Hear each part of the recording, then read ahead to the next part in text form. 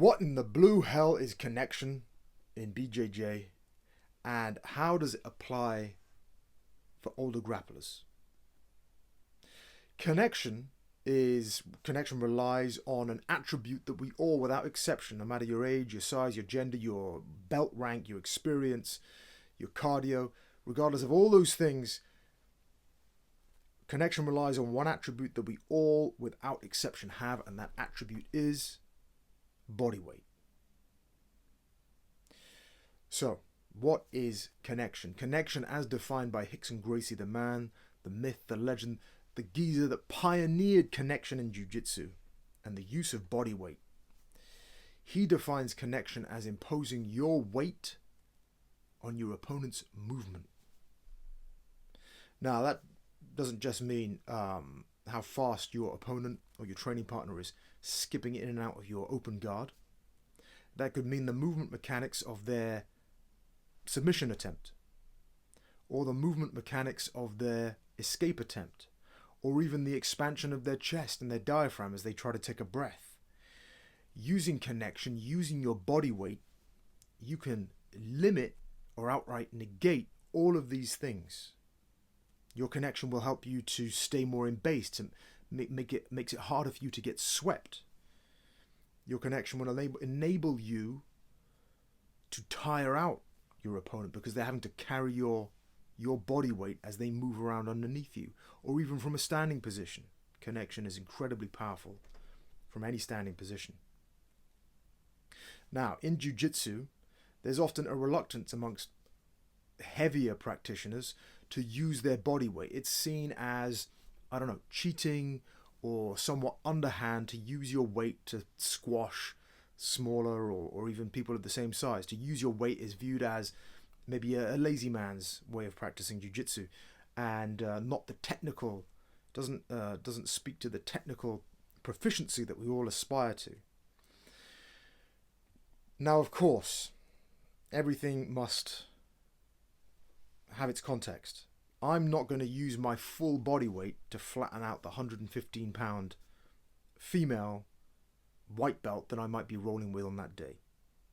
I'm not going to use my full body weight to flatten out the 120-pound roosterweight guy that I'm rolling with on that day. I'm going to hold it back. I'm going to rely more on my other attributes. Or maybe I want to dial back the use of my body weight to focus on other attributes, to focus on sharpening a particular technique or my balance or whatever it is. But asking someone, generally speaking, asking someone not to use their body weight in a roll is like asking someone who's got long legs not to throw up triangles, or asking someone who is incredibly flexible not to use their mobility, or someone who's incredibly quick not to rely on their agility. It's ridiculous. We all must rely on our natural attributes, and something that jiu-jitsu has always espoused is bringing what you've got to the table, maximizing what you already possess physically with your jiu-jitsu technique. That's really what jiu-jitsu is about for me. So now I hear you cry. What if you're on the smaller end of the spectrum? What if you're a lighter weight competitor? Well, in that case, I will refer you to a friend of mine, very good purple belt. She stood at 5'1" and weighed about 115 pounds soaking wet. Usually, she flew around the gym like a rabid squirrel. But when she got on top of you in a cross mount position or side control position, you knew about it. Even myself, who was a foot taller than her and outweighed her by about 90 pounds, I would struggle if she got in a side control position. I would struggle to get out from underneath her because she knew how to use her weight. She knew how to find the angles. She knew how to connect her body weight to me so that I was forced to carry not only myself, but to carry her as well. Connection, essentially, you want to think of it as forcing your opponent to wear a weight vest. And you can find connection from every angle. You can find it from inside the guard on top. You can fight it from inside the guard on the bottom. You can fight it from side mount on top, side mount bottom, mount top, mount bottom. Every position, standing, on your knees, whatever it is, connection is always there. It's just knowing how to connect your body weight, impose your weight on your opponent's movement. It's as simple as that. When I'm rolling, I'm always thinking, how can I force my opponent to carry my weight? Whatever position we're in, even if it's a scramble, even if it's a transition between positions, especially then, because it's in those dynamic movement phases, if the person has to carry themselves and you, they're going to get tired much more quickly. Their energy level is going to go down like this.